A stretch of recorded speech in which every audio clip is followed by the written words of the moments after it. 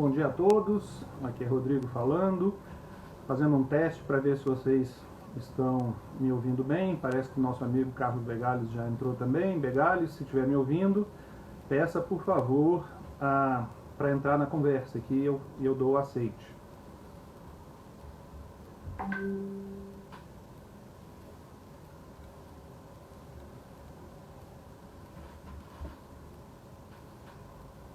Begales.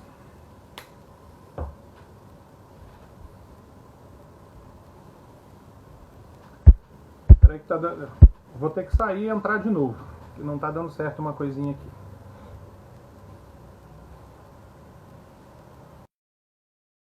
Alguém me ouve? Oi. Alguém responda se está me ouvindo.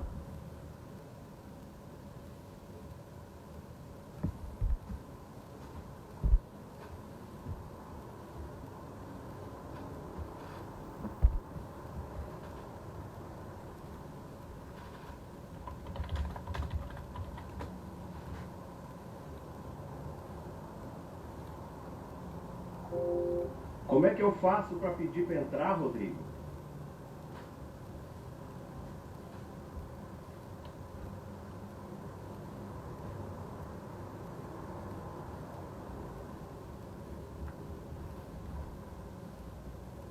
Acho que o nosso amigo Begales está tendo dificuldade.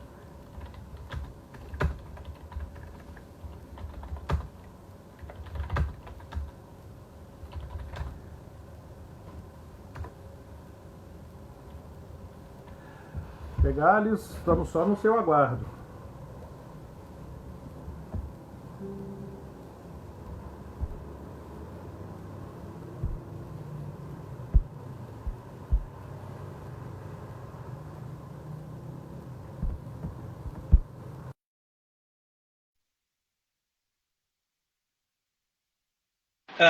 Enquanto o nosso amigo Begales não chega, eu não sei o que está acontecendo. Opa, estou te ouvindo, Begales, só não estou te vendo. Agora sim. Estava apanhando aqui. Tá bom. Você não fez ainda essas lives, não? Tá tão inexperiente. Não, A gente apanha um bocado. Eu só espero que a internet dessa vez ajude, porque quando dá problema é complicado. Mas pessoal que está Seja bem-vindo, escutando aí, viu? está fazendo... Pois é, o pessoal que está nos ouvindo aí, fazendo os comentários, podia mandar só uma mensagenzinha se estão nos ouvindo a ambos bem, para a gente poder começar efetivamente. Vamos ver aí o que o pessoal diz, né? Doutora Roberta, prazer vê-la aqui. O pessoal está entrando. Doutora Roberta fez o sinal de que está nos ouvindo. A Priscila também, Priscila lá uma das varas do trabalho lá de Aparecida, não sei qual. Que bom que você está aqui, querida. Begales, o que acontece? Agora, 9 horas e 1 minuto. Como eu entrei na live há uns 5 minutos no máximo atrás, nós vamos ter até 9h55 aproximadamente. Tá bom? Não sei se eu estou... Rodrigo? Eu estou te ouvindo agora. Para mim parece que tudo bem. De vez em quando você está travando. Para mim está sendo assim. Não sei se para quem nos ouve. A sua tá acordando um pouquinho. Mas vamos lá, vamos tentar começar. Oscar, satisfação toda minha. Vamos tentar começar para a gente ver se a gente consegue, a despeito da internet, superar esse obstáculozinho aí e passar o nosso recado. Como é que nós começamos, Begales? Rodrigo, primeiro eu quero agradecer, né, a sua disponibilidade de iniciar esse trabalho na escola, né? Eu e o doutor Eugênio, que é o diretor da escola, optamos por começar essas lives, essas palestras, essas conversas, porque nós tivemos muitos cursos que foram suspensos. Então, nós temos que tentar, por outros meios, levar para os juízes, juízas, servidores e servidoras e também para o público externo, já que muitos cursos nossos são oferecidos para o público externo, né? Então vamos começar, né? E quem está dormindo cedo, né, acorda com novidade. Então, eu gostaria de trabalhar com você aqui algumas questões. Primeiro, mais práticas do dia a dia que a Justiça do Trabalho vem enfrentando, né? Nós começamos a ter pedidos aos efeitos da pandemia. Então, o primeiro questionamento que eu gostaria de colocar é o seguinte: seria possível deferir ao executado o direito de prorrogar o pagamento dos acordos judiciais? Porque desde o final do mês passado, a Justiça começou a ver esses pedidos. O que você acha sobre isso? Primeiro, com relação ao próprio valor do pagamento. Aproveitando, antes de responder diretamente, meu amigo Begales, o Eugênio, nosso desembargador Eugênio, aparentemente está nos ouvindo aqui, segundo ele próprio, até o presidente Paulo Pimenta. Então, segue os cumprimentos a ambos. Doutora Mércia também, que apareceu aqui, e que só advoga para santo, né? Begales, a alteração das datas de acordo e de valores dos acordos, pelo menos na minha visão, eu acho, sinceramente, embora eu compreenda a situação pela qual passam alguns empregadores nesse momento, né, a atividade econômica, em muitos casos, paralisada, sem faturamento, sem receita nenhuma, existe uma questão de equidade até que até nos impele, por um sentimento próprio de justiça, a tentar reenquadrar aquele acordo anterior, mas eu acho que a gente esbarra na questão da coisa julgada no que diz respeito a valores e datas. O artigo 830, parágrafo único da CLT, se eu não me engano, combinado com a súmula 259, dizem que os termos do acordo só podem ser modificados, a anulação desse acordo, se for o caso, por ação rescisória. Então, com máxima franqueza, eu penso que, no caso de acordos judiciais, quanto ao prazo e quanto a valores, não há muito que se possa fazer, exceto, por óbvio, novação, né? Que as partes possam se reunir para reentabular os termos do acordo, e para isso, diga-se de passagem, recebi até, você pode até também falar sobre isso hoje, imagino, recebi até a notícia, li a notícia no site do TRT, que os sejusques vão fazer audiências, vão ficar disponíveis para audiências remotas com as partes que assim desejarem. Essa é uma boa oportunidade para fazer isso que a gente está cogitando aqui, redimensionar os acordos anteriores, caso as partes percebam que naquela formatação primeira não vai ser possível o cumprimento.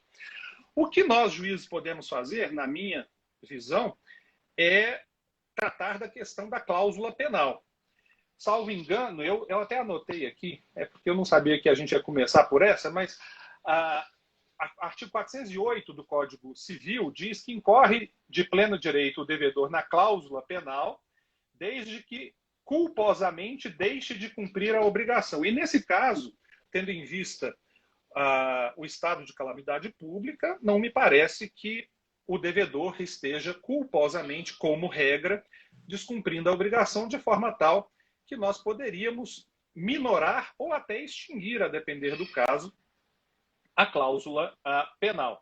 Mais ainda, artigo 393 do mesmo Código Civil diz textualmente que o devedor não responde pelos prejuízos resultantes de força maior, de tal forma que não cabe dúvida de que estamos num contexto de força maior, reconhecido, inclusive, expressamente na MP 927, salvo engano, de tal modo que o que eu acho possível é o juiz atuar, inclusive de ofício, se for o caso, porque o CPC, aí eu vou ter que ser de memória, o 537 e seguintes, permite que faça, inclusive de ofício, sendo o caso, readequar a multa conforme ele perceba que aquela anterior tornou-se excessiva, dado o momento que nós vivenciamos. É claro que, na minha opinião ainda, isso não deve ser feito de forma assodada, ao contrário, é preciso verificar a situação de cada empresa.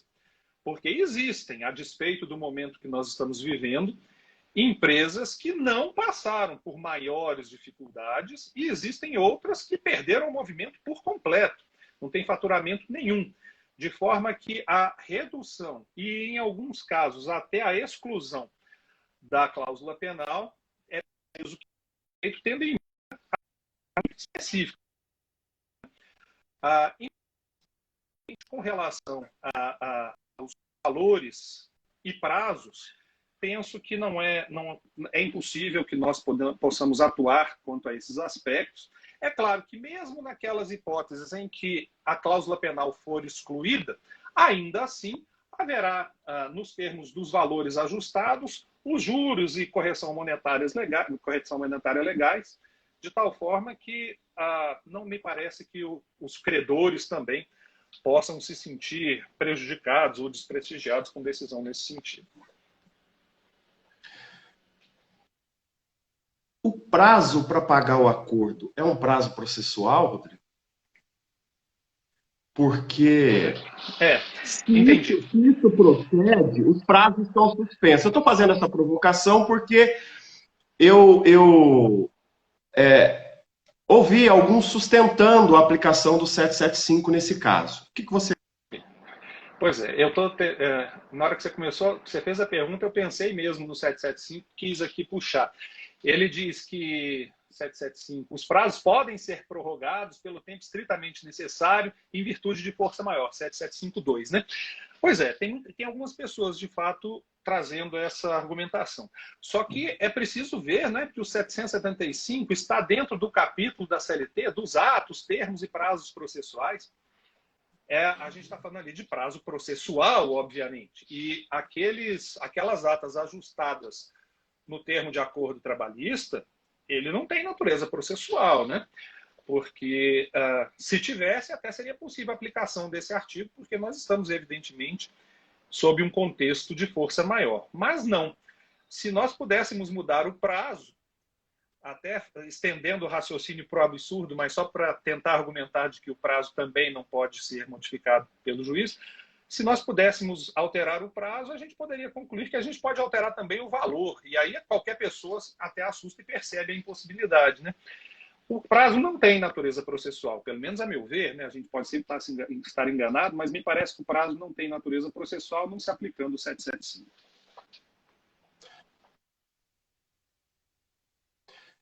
Uma outra questão, Rodrigo, que está sendo levantada, refere-se à possibilidade de saque do FGTS.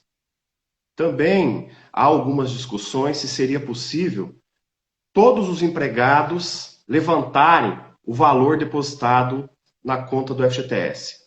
O que você pensa sobre isso? Porque nós vamos ter pedidos relacionados a isso, se isso procede, não é? Esse debate ontem com dois colegas, acho que eles não vão se importar de eu falar o nome deles, é a Selmara e o outro colega é de outra região, né?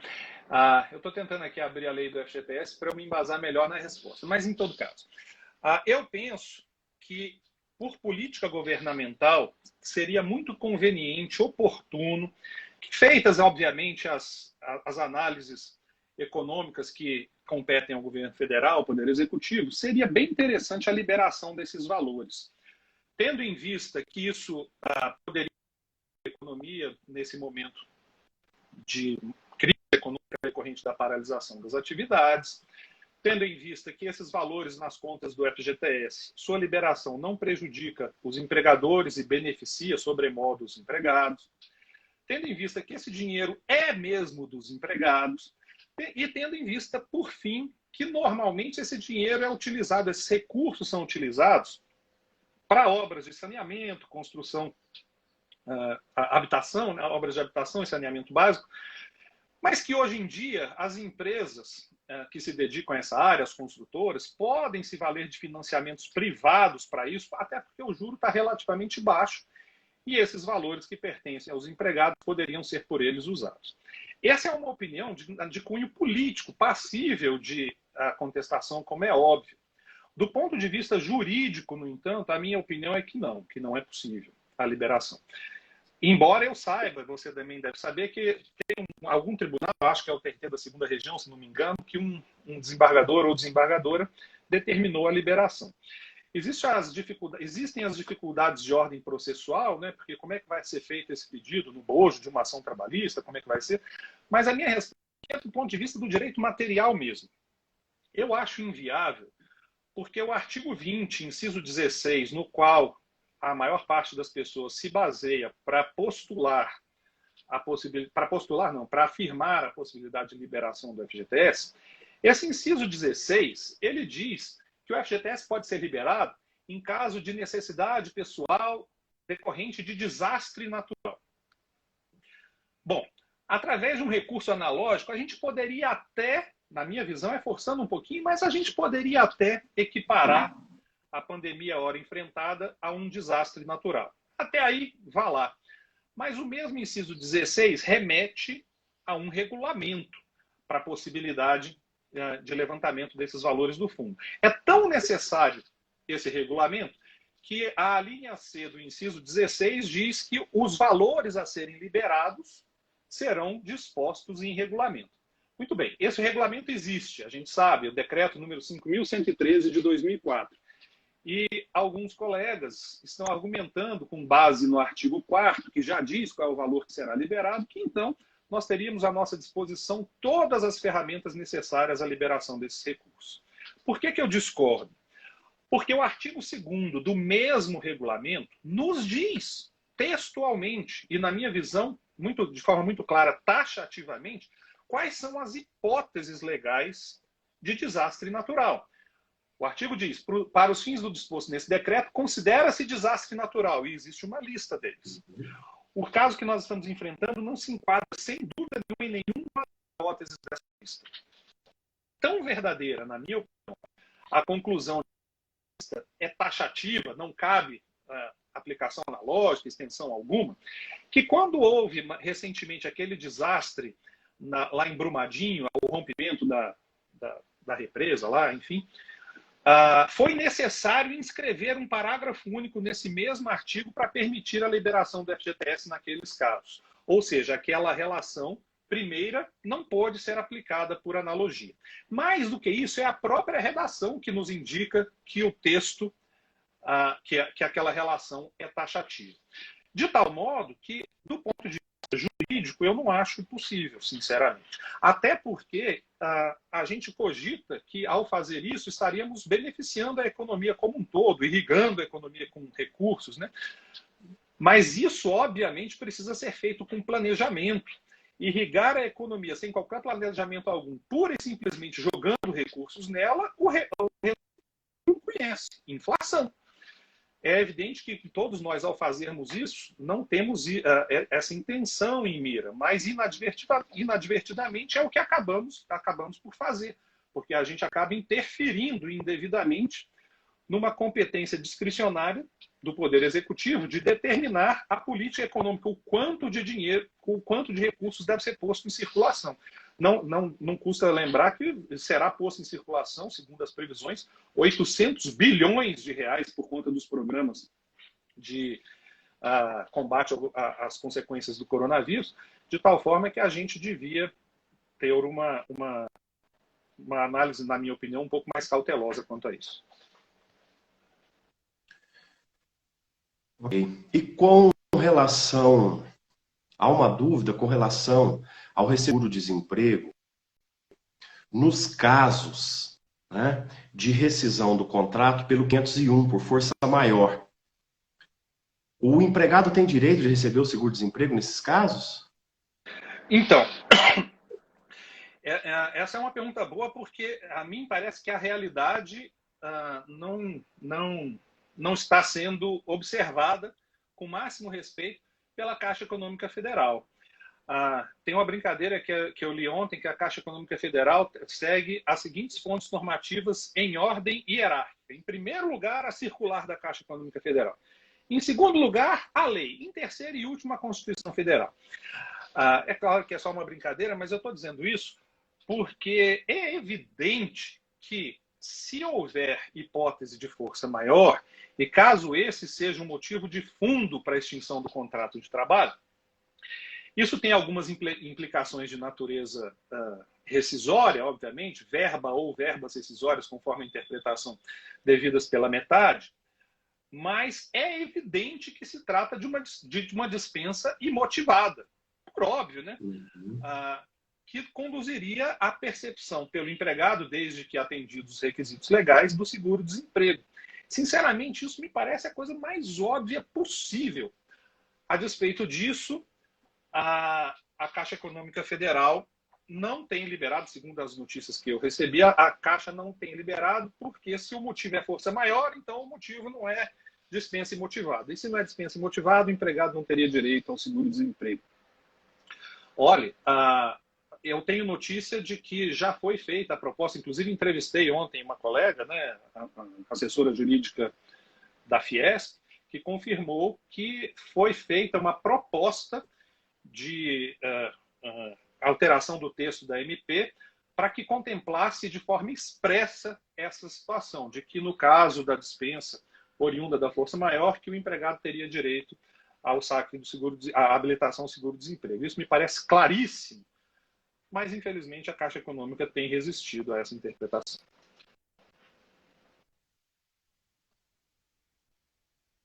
Há alguns questionamentos, Rodrigo, com relação aos convênios que a Justiça do Trabalho possui. E aqui, principalmente, na época, o fechamento do comércio, a falta do dinheiro, com relação ao Bacen-Jude. Existe alguma norma, alguma determinação, algum ato do TST, do Conselho Superior da Justiça do Trabalho, do CNJ, Corregedoria, determinação da realização do Bacen-Jude? O Bacen-Jude está suspenso. Eu precisaria até procurar aqui o número, mas o nosso TRT tem eu recebi, pelo menos, né, um ato do nosso tribunal, se eu não estiver enganado. Talvez eu demore um pouco para encontrar aqui agora. Mas um ato do nosso tribunal dispondo que, em consequência da situação ora enfrentada e, obviamente, em proteção à delicadíssima situação econômica que as empresas vão enfrentando neste momento particular, que nós não... Uma portaria, está me dizendo aqui a Janaína. Obrigado, Janaína. Eu não tenho o número dela de cor aqui. Mas, de toda sorte, que o Bacen-Jude não está sendo feito, está suspenso nesse momento. Perfeitamente compreensível, né? Ainda que alguns credores se sintam eventualmente, eu não diria prejudicados, mas frustrados por conta dessa determinação, ela é mais do que compreensível, dada a excepcionalidade do momento enfrentado. Né? Mas só para deixar claro, Janaína, minha ex-assessora, está me acudindo aqui, a Selmara também, a portaria número 678 de 2020. Obrigado, Selmara. É isso. Rodrigo, há um questionamento com relação às faltas. Certo? A Lei 13.979, que regulamentou essa questão da pandemia, né, diz que as faltas são justificadas nesse período. O que você tem para ponderar com relação a isso? Só tem pergunta fácil, né? Isso que é bom da gente tentar, da gente se desdobrar aqui. Bom, a minha sorte é que eu participo de uma série de grupos de WhatsApp, de juízes, advogados, procuradores, e nós temos, obviamente, discutido essas questões todas. Infelizmente, não está dando tempo nem de respirar, né? Você mal digeriu uma MP, já vem uma outra, sobrevém uma lei, um projeto de lei, agora imagino que a gente vai falar alguma coisa, decisão do Supremo Tribunal Federal, tudo bem complicado. Mas vamos lá, sobre as faltas do empregado. Aquela lei, né, 13.979, estabeleceu... É isso, né? Essa lei estabeleceu, você vai me perdoar, mas é porque, como eu acabo de falar, é uma lei atrás da outra, é tanta coisa que a gente tem que ir procurando aqui. Mas achei. A lei diz que estabeleceu o conceito de quarentena, certo? o conceito de quarentena, artigo 2º, inciso 2º da Lei 13.979, né? Quarentena é restrição de atividades ou separação de pessoas suspeitas de contaminação, não contaminadas, suspeitas de contaminação. As contaminadas estão no conceito de isolamento na lei. Então, a quarentena é uma das medidas previstas na lei.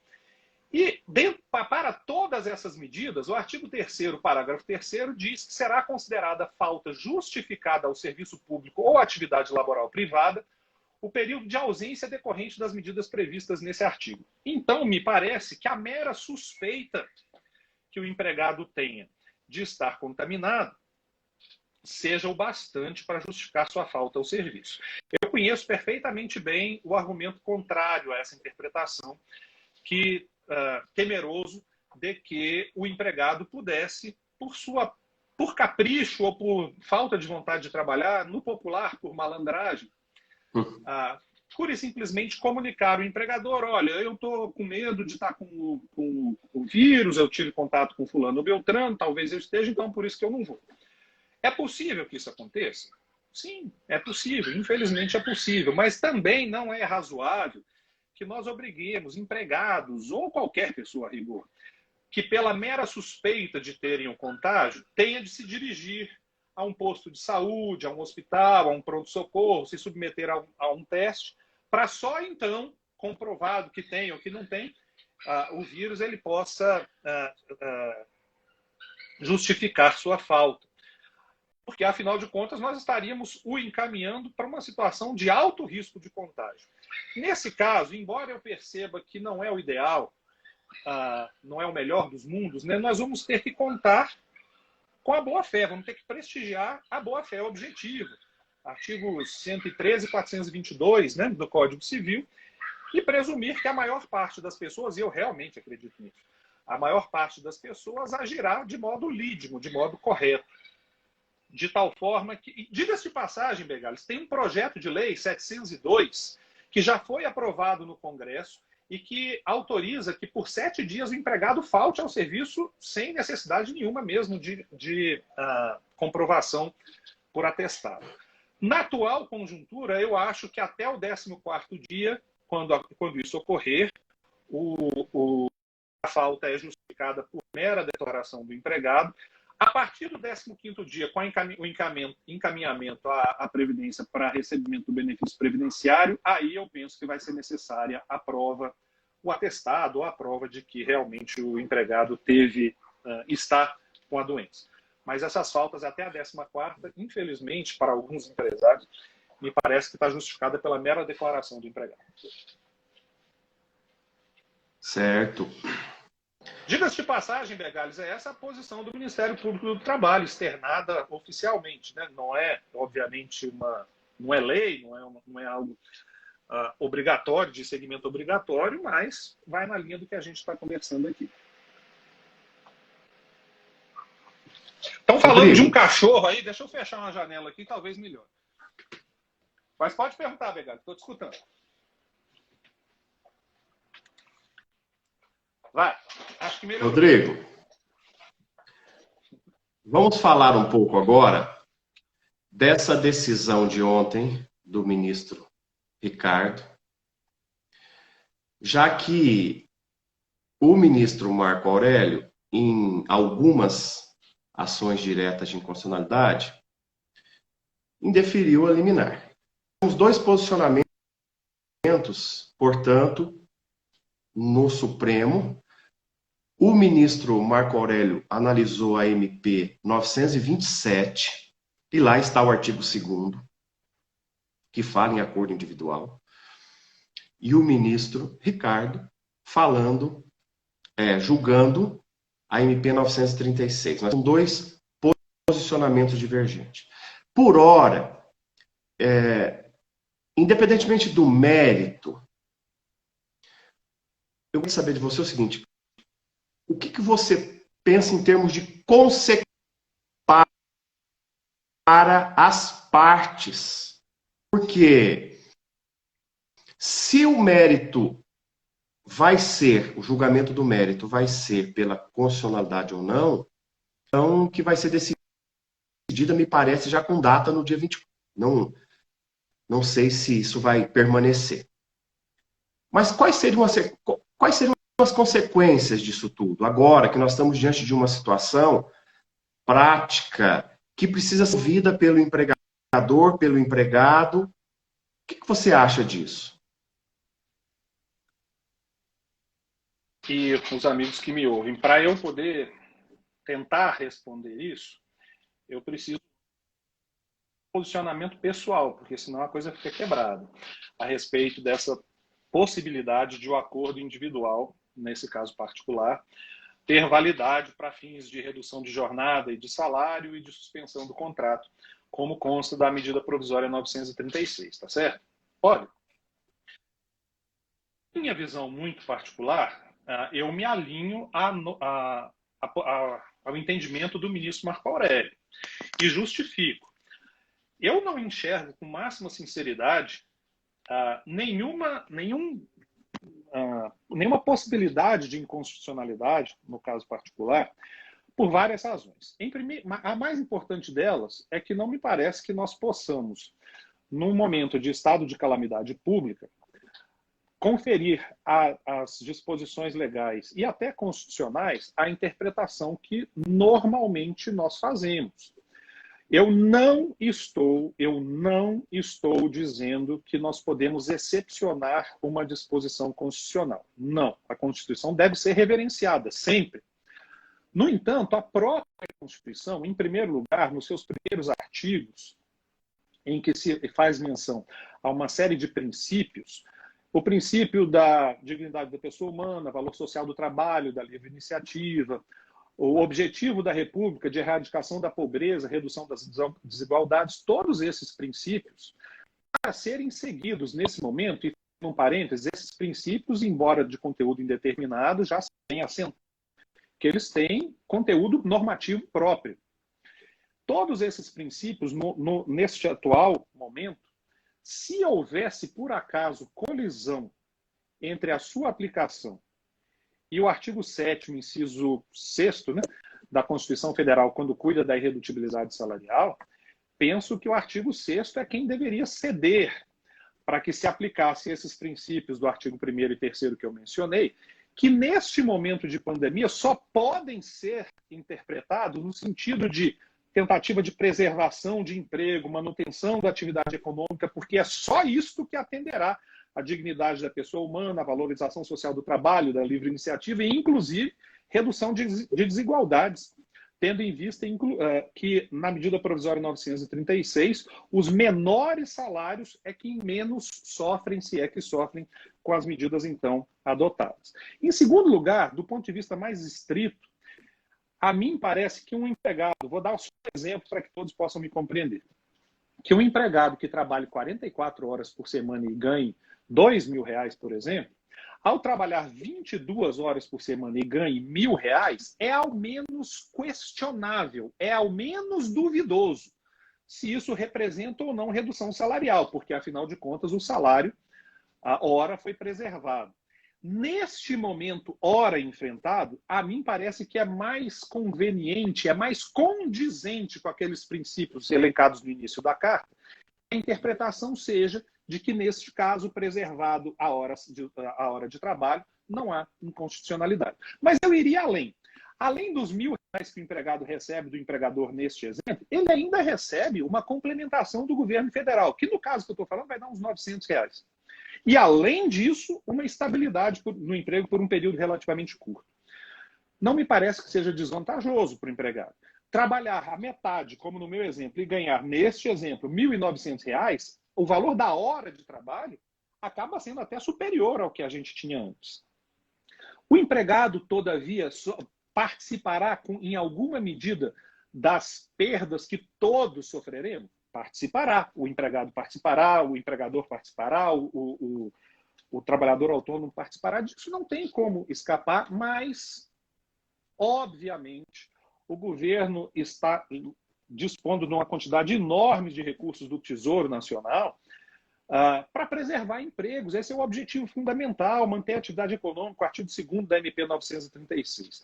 E me parece que os artigos da Constituição Federal, os princípios ali no início, combinados com os objetivos inscritos na MP 936, nos conduzem seguramente a uma interpretação que preserva, pelo menos nesse primeiro momento, confere-nos a expectativa de que a atividade econômica será minimamente preservada e, portanto, os empregos. Do contrário, Begalhos, o que a gente está vendo é um tanto até desanimador, mas, enfim, o que eu tenho visto nos grupos de debate são advogados já declarando que, se for na forma como o ministro decidiu ontem, eles passarão a orientar seus clientes de que não tem jeito, o acordo não terá validade e que, então, a solução seria a dispensa. E leia-se, seria dispensa em massa, né? Porque é justamente isso que a MP buscou evitar. No dia de ontem, segundo o noticiário, 7.000 acordos foram submetidos ao governo federal nos termos daquelas duas MPs, nos termos da MP 936, perdão. Bom, decisão do Supremo se cumpre, né? De tal forma que eu fico aqui a cogitar o que fará o governo frente a esta decisão do Supremo. Porque uma possibilidade nada descartável seja de que o governo não pague nenhum benefício emergencial até que esse benefício seja efetivamente devido, o que, no caso da decisão do ministro Lewandowski, apenas ocorreria após a chancela sindical. Minha pergunta é evidente: como é que o empregador e o empregado ficarão até que isso ocorra? Porque o acordo sindical não se faz no estalar de dedos. É algo a se cogitar. Você mencionou aí, Begalhos, que no dia 24 de abril está marcado o julgamento no Pleno do Supremo desta ação em que o ministro Lewandowski conferiu ontem a liminar. É bem rápido, a gente sabe, né? Hoje é dia 7, já marcaram para o dia 24. A minha particular impressão, fazendo um exercício de adivinhação que é pouco recomendável, mas é o que nos resta, né? É que essa marcação, essa designação da data em tão curto espaço de tempo é sinal de que prevalecerá o realismo jurídico. Ou seja, que serão chancelados os termos da MP, é o que me parece, sinceramente. Daqui até lá, no entanto, nós temos ainda 16 dias, né? Salvo engano, são 16 dias daqui até lá.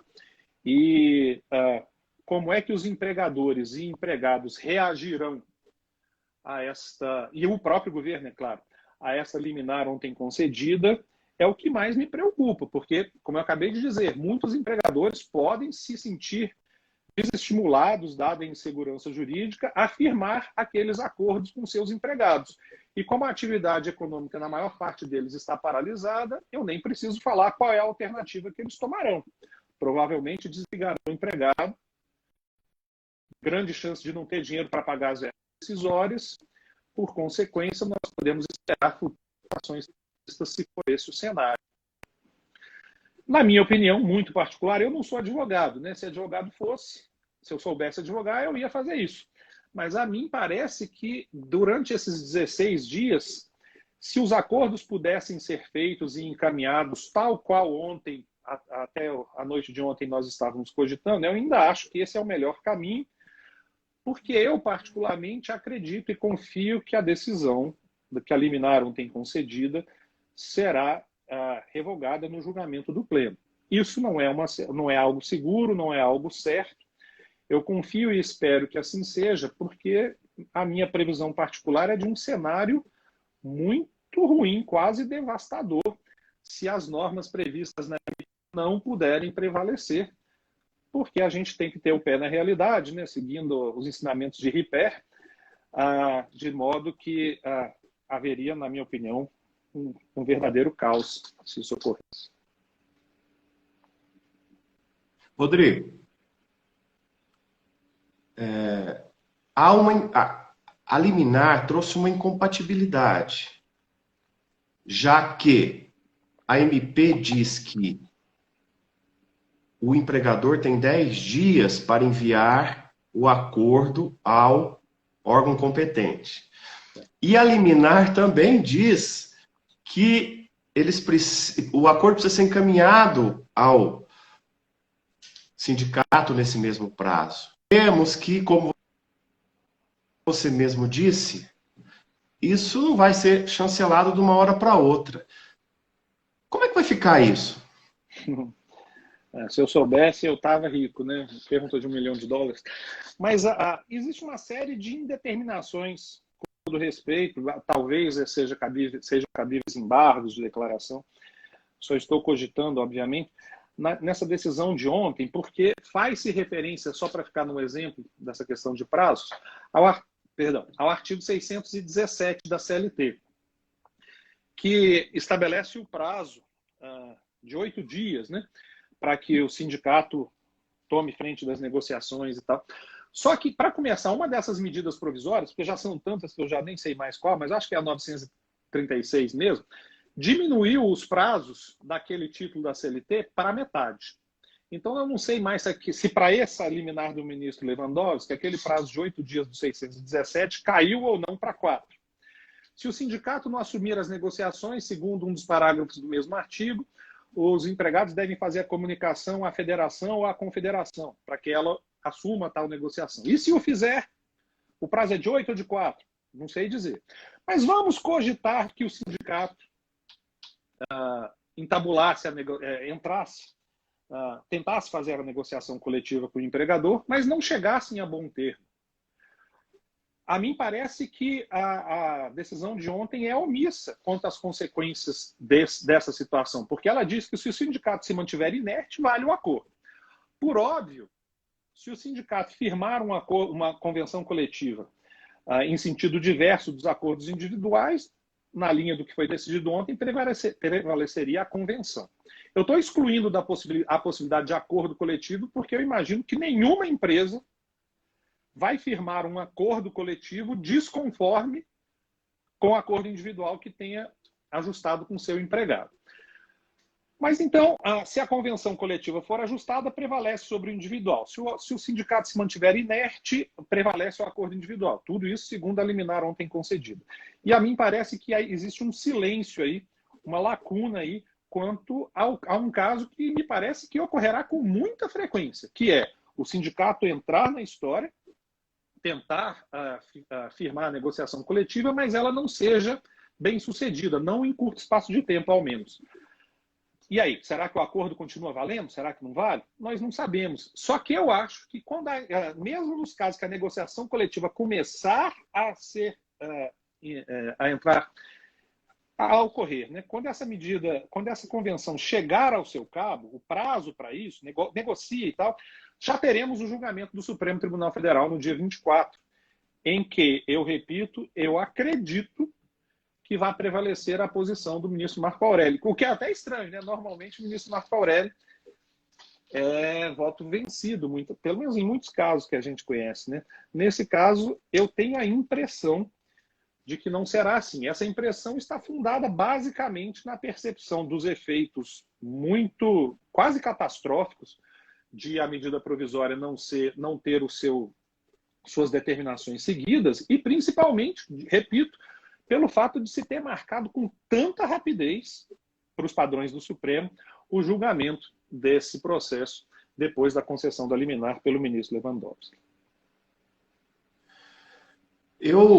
Você falando, me veio a seguinte dúvida, né? Vamos imaginar que o acordo seja encaminhado ao Ministério da Economia, no prazo legal. O governo teria 30 dias para fazer o pagamento. Ele vai fazer o pagamento diante dessa liminar? Eis a questão, né, Rodrigo? É o que eu mencionei agora há pouco.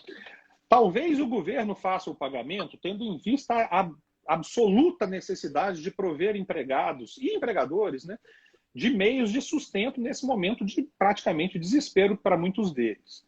Mas do ponto de vista estritamente legal, o governo poderia até ser acusado de uma tremenda irresponsabilidade fiscal, né, por estar liberando valores para um acordo que, nos termos de uma liminar do Supremo, não tem ainda eficácia, porque, ao fim e ao cabo, esse acordo feito com o empregado, para ter validade, depende da chancela do sindicato, então é um ato complexo, né? E só após a chancela sindical é que, confirmados os termos do acordo individual, o governo poderia pagar. Ao pé da letra, assim seria. Evidentemente, outra dúvida, a gente tem aqui uma pandemia de dúvidas também, né? Uma outra dúvida é justamente essa: qual vai ser a reação do Poder Executivo contra, em razão dessa liminar do ministro Lewandowski? É possível, sim. Eu não me surpreenderia, sinceramente, que fossem suspensos os pagamentos dos benefícios emergenciais até que se definisse de modo definitivo se a MP nesses aspectos vale ou não vale. Porque, sinceramente, se não valer, eu acho que aí o governo não vai pagar mesmo, porque seria distribuir dinheiro sem responsabilidade, sem contrapartida nenhuma. Mas eu sigo confiante que não vai ser assim. A mim parece que no dia 24 o julgamento... Eu espero que ninguém peça vista e que a gente já tenha a definição dessa questão já no dia 24. Já não, né? Idealmente seria na semana que vem. Serão 16 dias muito complicados daqui até lá. Mas, de todo modo, é a esperança, no meu caso particular, ao menos, é a minha expectativa. Teríamos, além do limbo previdenciário, esse limbo da MP 936 na prática, já que nós teríamos essas questões levantadas por você. Eu queria também trazer uma discussão que existe nos grupos e que em outras palestras foram levantadas, né? Porque se apega o tempo todo ao inciso 6º da Constituição, do artigo 7º, ao inciso 13, né? Nesse sentido de que sem negociação coletiva não seria possível reduzir o salário, né? A compensação da jornada no mesmo sentido. Mas nós estamos vendo em outros ramos do direito, né, iniciativas no sentido de flexibilizar tudo isso. Inclusive, há um projeto que estabelece várias modificações em vários ramos do direito, em que pese você já tenha discorrido essa questão da não inconstitucionalidade. Nós temos, na prática, então, várias questões sendo trazidas nesses textos normativos, né? A proibição do sujeito abrir o comércio dele, né? A impossibilidade do direito de ir e vir em algumas situações. Você não acha que nós estamos usando velhas soluções para problemas novos? O que você acha sobre... É mais uma provocação, porque nós temos, como você já disse, né, uma norma constitucional nesse sentido, mas que hoje nós vivemos uma outra realidade, né? Quando você caminha, passeia pelas ruas, quando você sai por alguma necessidade, você tem milhares de estabelecimentos fechados. O que você acha sobre isso? Bom, eu estou de pleno acordo. Eu acho que é preciso que a lei seja interpretada, a exegese legal tem que ser feita tendo em vista o estado excepcional que nós estamos atravessando. O direito de ir e vir, o acesso ao judiciário e uma série de outros direitos fundamentais foram relativizados nesse período e não há outra alternativa por conta do estado de calamidade ora enfrentado. Mas no caso trabalhista, eu particularmente acho que nem é preciso. O artigo 7º, inciso 13, que você menciona, fala sobre a redução de jornada e compensação de horários por acordo com o coletivo. O próprio ST tem súmula, artigo 85, inciso 1º, dizendo que essa palavra acordo pode significar acordo individual, pode por acordo individual, antes do estado de calamidade. Muito mais agora, é óbvio. Então, quanto ao inciso 13, eu acho que o problema é nenhum. O maior problema é o inciso 6º, quando fala da irredutibilidade salarial. E repito, eu sei que eu estou sendo redundante aqui, existe uma claríssima interpretação, uma claríssima possibilidade de que não houve redução salarial, tendo em vista a preservação do salário hora. E o salário hora não apenas está sendo preservado, ele está sendo aumentado, se você considerar o acréscimo do benefício emergencial do governo. Essa é a melhor interpretação em momentos de normalidade? Talvez não. Mas nesse momento hora enfrentado, sim. E essa interpretação não exige de nós que relativemos, que afastemos qualquer disposição constitucional. A própria Constituição nos dá fundamentos para assim decidir, para preservar o emprego, assim para a atividade econômica e assim decidir para preservar a própria paz social. De tal forma que, sim, eu concordo em gênero, número e grau. Estamos nos utilizando, eventualmente, de parâmetros de tempos de normalidade, levar a ferro e fogo e a máxima amplitude. O princípio da proteção ao hipossuficiente, neste exato momento, vai ser contraproducente ao próprio hipossuficiente, porque é óbvio, isso não é uma figura de linguagem, não é nenhum exagero, é óbvia qual é a alternativa. O desemprego em massa. É disso que nós estamos tratando. E, portanto, eu quero crer que nós precisamos olhar as normas legais, normas em sentido amplo, com os olhos da realidade hora enfrentada, estado de calamidade pública. Eu recebi um questionamento de um colega no seguinte sentido: em razão da pandemia e de todas essas situações peculiares deste período, é possível sustentar julgamentos por equidade ao invés da estrita legalidade? É uma provocação para você. Eu entendi. Eu acho que não é no extremado limite. Eu acho até que poderia ser feito, mas eu não acho necessário. É possível conferir uma interpretação fundada na Constituição para que isso não cheguemos a esse ponto que, a rigor, acabamos caminhando no sentido, na minha visão, da insegurança jurídica, porque aí fica uma questão personalista. Eu acho isso, você acha outra coisa, o que é equânime para mim talvez não seja para você. E é por isso mesmo que me parece, na primeira pergunta que você me fez nesse eu ia falar chat, né, nessa live, é por isso mesmo que me parece que não ser razoável que nós passemos por cima do Instituto da Coisa Julgada para alterar prazos e valores de acordos judiciais. Penso eu que o ordenamento jurídico nos dá todas as ferramentas necessárias para enfrentar o momento de calamidade pública, o estado emergencial, só que não dá para ser feito isso com os mesmos parâmetros, com a mesma visão que se tem quando nós estamos enfrentando um período de normalidade. Aí o resultado vai ser equivocado, evidentemente, e ruim. Né?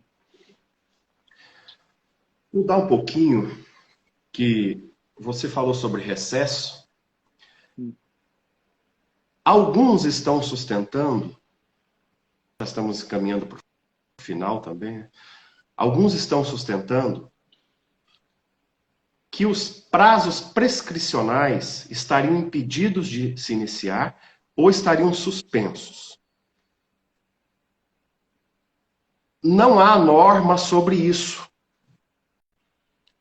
Eu quero dizer. Não há nada nesse sentido. O que você acha se seria possível sustentar a suspensão da prescrição ou impedimento de início de prescrição nesse período, Rodrigo? O que você acha sobre isso? Bom, me parece possível, sim, em primeiro lugar. Existe um projeto de lei, se eu não estiver enganado, aprovado no Senado ou na Câmara, enfim, não me recordo nesse momento. O Senado já tem um projeto de lei. Pois é, prevendo exatamente essa situação. Tem uma previsão sobre suspensão de prazos para recolhimento do FGTS, salvo engano, né? E também para processos administrativos, não é isso? Por razões similares, por razões similares, invocando as mesmas razões, me parece que sim. O acesso, aliás, e aí eu volto a algo que nós mencionamos agora há pouco. Há alguns princípios que estão sendo vistos de uma forma um pouco distinta. Como regra, é fundamento da República, né? O acesso é amplo, o acesso ao Poder Judiciário. Mas não é o que está acontecendo nesse exato momento. Eu, você, o tribunal, todos nós, juízes e servidores, fazemos o esforço que é possível, mas é óbvio que o acesso é restrito ao judiciário. Não que seja impossível, né? É possível o ajuizamento de uma demanda, mas não me parece razoável, da mesma forma que para os processos administrativos, que nós encaremos os preceitos relativos aos prazos prescricionais com os olhos anteriores ao estado de calamidade que foi decretado. Quanto a essa questão, essa é uma posição pessoal quase instintiva com relação às fontes normativas que sustentam esse pensamento. Eu acho que um professor de processo, como esse com quem eu estou conversando, pode fundamentar, inclusive, melhor. Rodrigo, nós estamos aí, salvo melhor juízo, a 5 minutos de terminar Isso mesmo. A nossa conversa. Se você fizesse uma conclusão, porque a Justiça do Trabalho, né, pós-reforma trabalhista, teve estatisticamente uma diminuição no número de processos distribuídos. E me parece que agora ela volta a ser protagonista de novo. Mas aí, tudo bem. O que eu gostaria que você analisasse é qual é o nosso papel, o papel do judiciário no meio desse volume de MPs, de liminares, ou até a decisão que vai surgir. Qual é o efeito psicológico de tudo isso, inclusive, né, para as decisões judiciais, aquilo que vai ser encaminhado a partir de agora? O que você pensa sobre isso? Bom, Megalhos, eu acho que a Justiça do Trabalho precisa separar os modos distintos de interpretação da norma, os momentos de tempo, a gente já falou isso muitas vezes, dos tempos de normalidade e desse momento hora enfrentado. Esse enfoque um pouco diferente, necessariamente um pouco diferente, legal, que ora nos é exigido, pelo menos segundo a minha percepção, tem que ser feito com um objetivo específico. Isso não é um objetivo deste governo, esse não é um objetivo do Congresso, é um objetivo do país. Artigo 2º da MP 936, preservar emprego e renda, garantir continuidade das atividades laborais e empresariais e reduzir o impacto social decorrente das consequências do estado de calamidade. É isso que a gente tem que buscar, em primeiríssimo lugar. Observando a Constituição Federal, que, de novo, tem princípios flexíveis o bastante para nos permitir dar uma interpretação em consonância com esse momento. Superado este momento, eu também acho que não dá para nós mantermos, aí é o contrário, nós não vamos manter uma interpretação mais flexível, menos protetiva, se você assim quiser, necessária no momento de calamidade pública, menos protetiva, por paradoxal que pareça, em proteção inclusive ao próprio empregado. Não vamos manter esse mesmo tipo de interpretação no momento posterior de retomada econômica em período de normalidade. Então, as consequências para a Justiça do Trabalho, eu imagino que seja um aumento de processo, isso acho que não vai ser como evitar, mas eu espero que eu tenha, que você tenha, que nós todos tenhamos sabedoria para julgar esses processos que virão e que o protagonismo da Justiça do Trabalho, ao fim e ao cabo, resulte no prestígio da Justiça do Trabalho frente à sociedade, que nos perceba como atores que agiram no momento de extremada dificuldade de forma responsável e percebam, portanto, a importância da Justiça do Trabalho no contexto político e jurídico do nosso país. E, infelizmente, Megalhos, eu acho que nós... Rodrigo, obrigado, viu? Terminar. Pois é, vai acabar caindo. Eu quero agradecer a você por ter aceito o convite, foram ótimas as explanações, e já convidar a todos que no dia 17 temos uma outra para Alexandre. Estão todos convidados. Tá? Obrigado a todos os juízes, servidores, servidoras, os advogados e advogadas que nos acompanham, os estudantes. E Megalhas, até o próximo encontro. só para deixar o último recado, eu tive que desativar os comentários, porque senão não dava para eu te ouvir direito.